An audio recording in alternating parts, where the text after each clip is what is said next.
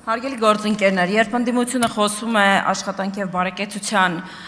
նախարարության համանման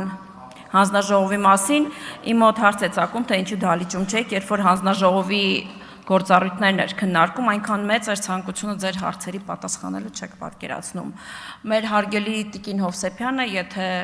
գա հանձնաժողով, մենք մանրամասն հնարավորություն կունենանք քննարկելու ծրագրերը, այդ թվում նաև Ղարաբաղից տեղահանված մեր քույրերի եւ եղբայրներին վերաբերող։ Ինչու է կառավարության ծրագրում նշվում միայն բնակարանային խնդիրը, որովհետեւ մյուս բոլոր հարցերում մենք դիտում ենք հավասար հարթության վրա։ Մենք Ղարաբաղից տեղահանված մեր քույրերին եւ եղբայրներին որևէ կերպ չենք լումպենացնում եւ առանձին սեգմենտում չենք դիտարկում։ Այսինքն այն ամենը, ինչ որ նախատեսված է կառավարության ծրագրով, նախատեսված է նաև իրենց համար։ Շարունակելով ընդհանուր կառուցվածքի մասին թեման եւ լսելով ձեր դիտարկումները մասնավորապես Սփյուռքի եւ առաջին падգամավորը, ով ելույթ ունեցավ, իրեն թույլ տվեց անզգույշ ձևակերպումներ։ Ես հասկանում եմ, որ հանրապետականներից ժառանգած այդ անպատասխանատու ելույթները կարող են շարունակական լինել, բայց կարծում եմ պետք չի բերել ձեր քաղաքական ուժ։ Եվ երբ խոսում եք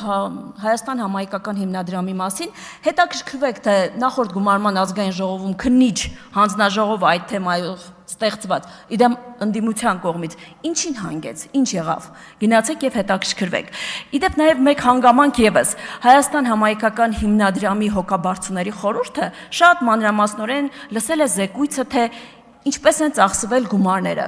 Իդեպ այնտեղ կան նաև հոգևոր հայրեր եւ այն մարդիկ, ովքեր պետք է կոչվեն հոգևոր հայրեր, կարող եք ծանոթանալ ցանկին եւ ո հրաշք Հոգաբարձուների խորհրդի անդամ է նաև Սամվել Կարապետյանը։ Հիմա ուզում եք ասել, որ պարոն Կարապետյանը իմացել է հանցանքի մասին եւ թաքցվել է։